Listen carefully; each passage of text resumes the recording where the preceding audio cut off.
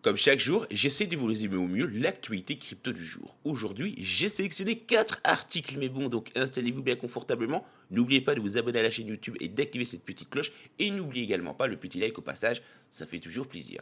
Sinon, du côté du marché de la crypto-monnaie aujourd'hui, on peut voir avec un bref petit coup d'œil que la tendance est dans le rouge. Le market cap dans sa globalité connaît une petite perte de 1,51% sur les dernières 24 heures. On peut voir que du côté du Bitcoin, la perte sur les dernières 24 heures est de 1,69%. Le prix du Bitcoin est de 60 971 dollars. Du côté de l'ETH, perte de 1,50% sur les dernières 24 heures. Le prix de l'Ether est de 3 362 dollars. On peut voir que le Solana est dans le rouge, 2,30%. Le XRP est également dans le rouge, 2% dans le négatif. Et notre bon et brave Shiba Inu, c'est pratiquement du 5%, mais bon, on est sur du 4,85% dans le rouge, le tout sur les dernières 24 heures. Mais encore une fois, faut pas voir ça comme une fatalité, mais bon, non. On va enchaîner avec un bon plan, mais bon, on va parler de BitGet, bien entendu. Qui dit bon plan, dit que ça se passe sur BitGet, hein, les gars. J'allais dire Bybit, mais non. À l'époque, ça se passait sur Bybit. Il fut un temps. La plateforme régalait.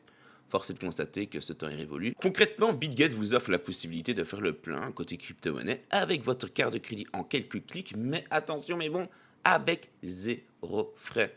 Oui, mais bon, il suffit simplement d'aller sur Buy Crypto, le premier petit onglet, et on peut voir que l'achat via la crédit card, donc la carte de banque, hein, la CB, la carte bleue, comme vous dites chez vous, mais bon, c'est zéro frais. Qui dit zéro frais dit que vous allez tout simplement pouvoir acquérir plus de crypto-monnaies. Mais vous savez bien, il n'y a pas de petite économie, mais bon. Mais surtout côté régalade, eh bien ça se passe du côté du Lunch Hub. Si vous faites un petit peu les curieux, mais bon, et que vous faites les curieux du côté du pool X, vous pouvez voir qu'il y a diverses petites pools différentes, les gars, avec lesquelles vous allez pouvoir farmer différents tokens par conséquent, avec un total de 13 pools différentes, donc au moment où on parle. Et vous allez surtout pouvoir acquérir des tokens qui viennent d'être fraîchement listés. Par moment, ça peut carrément mettre du beurre dans les épinards. Pour pouvoir farmer les tokens, mais bon, c'est pas compliqué, il faut avoir un compte sur BitGet. Vous voyez un QR code apparaître à l'écran, n'hésitez pas à le scanner, mais bon, ça va vous permettre de vous créer un compte directement avec les petits bonus. Si vous n'êtes pas friand des QR codes, je vous réfère au petit lien que vous retrouvez dans la description. Ce lien vous octroiera également divers petits bonus, les mêmes que le QR code au passage. Je vous conseille vivement, mais bon, bien de farmer BitGet avant que la plateforme commence tout doucement à moins régaler les utilisateurs. Parce qu'encore une fois, souvenez-vous, Bybit, à l'époque, c'était le kiff, hein, quand même. C'était le kiff. Et d'ailleurs, parlons de Bybit. Parce que, mais bon, 2021, je vous ai séché avec, enfin, je vous ai embêté, on va pas se mentir, spammé avec Bybit. Début 2022 également, puis j'ai un petit peu cessé, d'accord.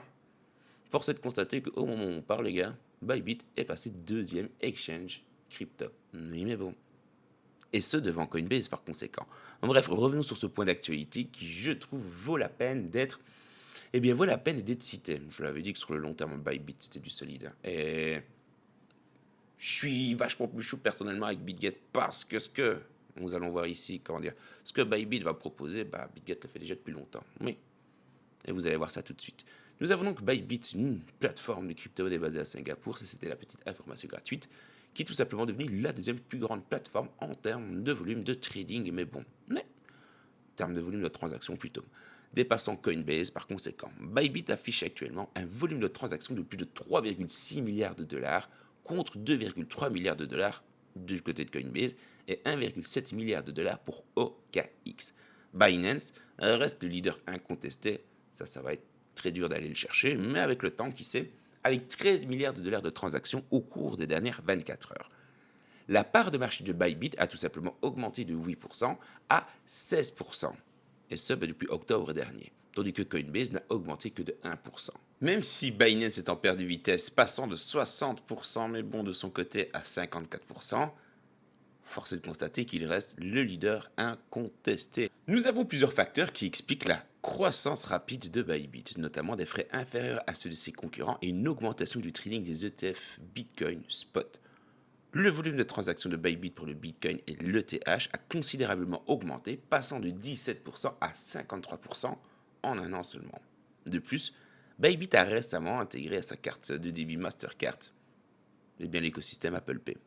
Oui, une annonce faite par le PDG Benzo renforçant ainsi la position de la plateforme sur le marché.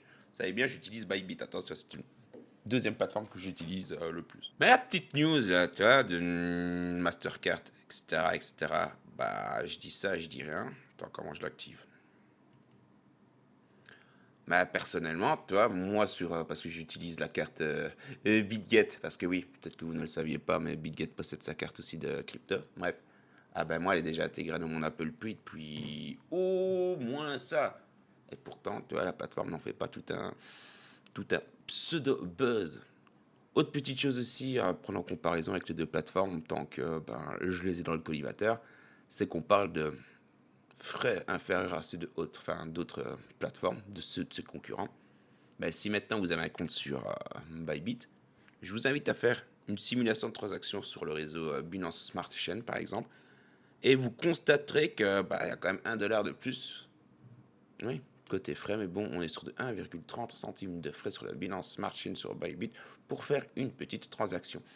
Donc du coup, côté frais, je sais pas, tout est une question de point de vue. Peut-être côté frais de trading, maintenant on sait que Bybit est assez actif avec sa plateforme de trading et surtout sa plateforme DEX qui s'appelle Apex Protocol. Je suis en train de vous faire la vidéo qui va arriver sur la chaîne secondaire, mais bon, c'est vrai que là maintenant, si vous voulez faire du trading, oubliez Bybit, oubliez BitGet et foncez sur Apex. Mais ça, on en reviendra plus tard. Quoi qu'il en soit, ça fait quand même plaisir. Mais bon, moi qui ai longtemps parlé de Bybit, et bien que de voir que cette dernière est arrivée deuxième en termes bien de meilleure plateforme sexe, les gars. Ça ne va pas durer, encore une fois, restons bien réalistes, mais ça fait quand même plaisir. Enchaînons maintenant avec un petit peu la raison du pourquoi je vous fais la vidéo. Ouais, je suis un petit peu malade, en nuit blanche et ce genre de choses. Enfin bref, pas me dire c'est ma vie, on s'en fout. Tout ça pour vous dire qu'il y a une belle petite news. Même si je suis pas vraiment friand de l'écosystème Solana, je sais que vous êtes un bon grand nombre de mes bons et braves au cœur pur à posséder du Solana et surtout à être chaud patate derrière l'écosystème. Et ça que grand bien vous fasse. Mais moi, je suis pas vraiment hypé, tu vois, par derrière, derrière le projet. Mais la news ici, force est de constater que c'est quand même du lourd, en toute objectivité. Nous avons Solana qui a tout simplement introduit 2 nouvelles fonctionnalités. La première fonctionnalité s'appelle Binks. Non, my bad. La première fonctionnalité s'appelle Action et la deuxième s'appelle Binks. Moi, comme ça, vous avez tout. Dans quel but là, elles ont été créées? Mais bon, et bien pour rendre les mêmes coins, les crypto-monnaies et les tendances populaires du secteur plus accessibles. Oui, mais bon, pour rendre tout cela à un public plus large. Faut savoir que c'est développé en collaboration avec Solana Dialect et que ces fonctionnalités vont permettre aux utilisateurs de réaliser des transactions directement depuis leur site web traditionnel. Ah, pas se mentir, c'est quand même quelque chose de cool. Quand on parle des sites traditionnels, on parle des sites sociaux habituels. X, Facebook par exemple, et ce genre de choses. D'ailleurs, vous utilisez encore Facebook, mais bon, est-ce que ça vaut la peine que je crée une page sur Facebook? Parce qu'il va falloir que je relance tout ça. Si oui, dites-moi quoi dans l'espace commentaire. Tout ça pour vous dire que nous allons nous focaliser sur la première fonctionnalité qui s'appelle donc Action. Elle va permettre aux utilisateurs d'effectuer des transactions sur la blockchain via différentes plateformes, y compris les sites web, les réseaux sociaux et les QR codes physiques. Cette fonctionnalité sera compatible avec les wallets Solana comme Phantom et Backpack. Parlons maintenant de la deuxième fonctionnalité, la fonctionnalité Blinks. La fonctionnalité donc Blinks va permettre de partager des actions, ce que nous avons vu juste au-dessus, avec des abonnés sur les réseaux sociaux. Par exemple, un utilisateur peut inclure une action dans un post X, permettant donc aux abonnés de réaliser immédiatement une transaction sur Solana. Tu fais un post, tapes ton petite action donc, et après tu vas pouvoir donc générer des transactions. Ces outils visent à améliorer l'accessibilité des blockchains et surtout à faciliter l'intégration des fonctionnalités blockchain dans les applications sociales existantes, telles que X, Reddit et potentiellement Discord. Solana se distingue ainsi en permettant une interaction directe avec les blockchains sans nécessité d'application Web3. Non, franchement, GG Wallpay. Réellement parlant, les gars, ça c'est une putain de belle news quand même. Est-ce que ça a stimulé le prix du Solana aujourd'hui? Malheureusement, non. C'est encore une fois le BTC. Le Saint BTC mène la danse en ce moment, les gars. Et tant qu'il ne prendra pas beaucoup de force, on n'aura pas des altcoins qui, quoi qu'au final, ouais, non. Le Solana est totalement capable de surperformer, d'aller à contre-courant, mais force est de constater que cette news n'a pas eu cet impact-là. Prenons les news du côté du Ripple et du XRP. Petite news généraliste, et puis on va se pencher sur une petite prédiction de prix parce que je sais que vous aimez bien. On va donc parler maintenant de Monica Long, personne que vous voyez à l'écran, qui est donc la présidente de Ripple. Elle a expliqué comment le stablecoin RLUSD et le XRP donc vont jouer des rôles complémentaires pour le secteur des paiements. Encore une fois, ça c'est un petit peu le dada plutôt, le secteur, ouais, prédilection de Ripple. Encore eux, j'ai envie de te dire que ça apporte des choses positives leur stablecoin. Hein. C'est un petit peu le cas contraire, moi c'est complètement con et j'arrêterai de vous en parler. Enfin, nous avons donc le RLUSD et le XRP qui vont servir pour les paiements. Faut savoir que certaines transactions sont plus économiques en dollars en raison de la forte liquidité des corridors USD euro. Donc ça c'est la fameuse paire et on parle bien de monnaie fiat. Il faut savoir que le XRP est essentiel. Oui mais bon, c'est l'actif essentiel tout simplement pour le bridge des règlements interdevises, surtout dans la région à faible liquidité comme l'Afrique subsaharienne, l'Europe et le Moyen-Orient où les frais peuvent dépasser 10% du paiement. Faut savoir que le RLUSD, donc le stablecoin de Ripple pour les développeurs, est tout aussi pertinent. Le dollar américain est sur le point de départ pour l'achat des crypto-monnaies et d'autres actifs tokenisés. Il faut savoir que le trois quarts des paires que tu vas acheter sur une plateforme dite SEX, Bybit, BitGet, Binance, c'est toujours une paire TADA/USD. C'est ce que je veux dire. Donc, on est toujours dans la même configuration. Et d'autres donc actifs tokenisés. Faut savoir que le dollar américain est crucial pour le secteur des échanges décentralisés. Oui, mais bon, et c'est pour ça qu'ils ont donc décidé de créer leur propre stablecoin au sein du XRP Ledger. Ripple se concentre sur la finance décentralisée, aka la DeFi, où les stablecoins vont jouer un rôle clé. On en a parlé il y a quelques jours, et ils viseront en tout cas sur le secteur des stablecoins et Ripple. Il faut savoir que Monica Long a souligné que le RLUSD et le XRP sont tout simplement complémentaires, ajoutant de la valeur selon les besoins des utilisateurs ou alors des développeurs. Terminons doucement la vidéo du jour avec une petite analyse, mais bon, oui, trouvée sur X. On va voir donc ce que l'analyste en question nous dit concernant le XRP. Déjà, il nous dit que le XRP pourrait, d'accord, parce qu'encore une fois on met des guillemets, pourrait tout simplement surpasser le Bitcoin atteignant un ratio XRP-BTC de 0,306040, ce qui alignerait le prix du XRP à 36$. Encore une fois, le tout si le BTC reste stable. Nous avons donc Alex Cobb, un commentateur de la communauté XRP, qui a mis en avant cette analyse, comme on peut le voir à l'écran. Le ratio XRP-BTC suit la performance du prix du XRP par rapport au Bitcoin. Une augmentation du ratio indique que le XRP surperforme le Bitcoin. Un petit peu logique. En juillet 2023, ce ratio a atteint 0,402970 après une hausse du XRP à 93 centimes.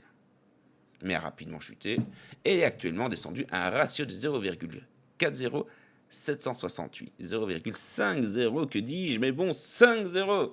Ma vie me fait faux bon. Enfin, me fait des tours plutôt. Si maintenant on doit analyser, on doit plutôt parler des prévisions basées sur les tendances historiques, eh bien nous avons Crypto Bubilio qui a identifié les tendances similaires à celles de 2017. Hein, les gars, de toute façon, on en revient toujours au même. Ouais. Est-ce que ça va se passer? Il y a bien un moment ou un autre que oui, le XRP va exploser. Quand? Ça, on ne le sait pas. C'est un cycle, hein, les gars. Ça, c'est pas moi qui l'invente, c'est comme ça. Encore une fois, on pensait que le cycle allait reprendre beaucoup plus vite que prévu, mais peut-être pas plus mal, les gars. Parce que le prochain bull run s'annonce vraiment champagne. Donc, ce que je vous disais, c'était quoi? Les tendances similaires de 2017, où le XRP, donc BTC, a grimpé de 5055%. Quand on parle de XRP, BTC, on parle bien de la paire. Après, donc, une baisse initiale. Il prévoit un schéma similaire, maintenant, donc, avec un ratio de 0,306040. Oui, il y a bien 3 zéros ici. Si maintenant le Bitcoin reste environ 60 000 $, 61 000 $. Un ratio de 0,306040 amènerait le XRP à 36,60 $. Si le Bitcoin augmente, le prix du XRP pourrait encore être plus élevé. Et ça, de vous à moi, c'est quelque chose qui risque d'être le cas, d'arriver tout simplement. Mais bon, le Bitcoin ne va pas rester à 60 000 $, hein, les gars. À mon sens. Bon, de toute façon, vous savez bien ce que j'en pense. Nous avons donc un autre analyse de marché, les gars, Tylee Eric, qui a également prédit que le XRP pourrait atteindre 36 $, affirmant que toutes les conditions seront réunies pour cela. Actuellement, le XRP se négocie sous les 50 centimes, mais son indice de canaux de marchandises, donc le fameux CCI, pardon, à moins 116, suggère qu'il pourrait être survendu et prêt pour une reprise. J'ai envie de vous dire, XRP est une grande partie d'autres crypto-monnaies. Je sais pas si vous avez in the pocket quelques petits Matic et ce genre de crypto, mais genre, démord pas, hein. Matic va faire des dingueries lors du prochain run. Quoi qu'il en soit, les gars, merci à vous d'avoir regardé la vidéo jusqu'au bout. Un petit peu désolé, je suis claqué, pleine nuit blanche, puis bon, un petit peu malade, mais j'essaye de vous faire du contenu. Oui, mais bon. Et puis j'avais surtout envie de vous parler de la news concernant Solana. Est-ce que vous l'avez apprécié? Oui, non. Bah, si c'est le cas, n'hésitez pas à me le faire savoir. Likez la vidéo, partagez-la. N'oubliez pas de vous abonner et d'activer la petite cloche. Et puis pour le reste, bon, on se dit dans quelques heures, les gars. Ouais.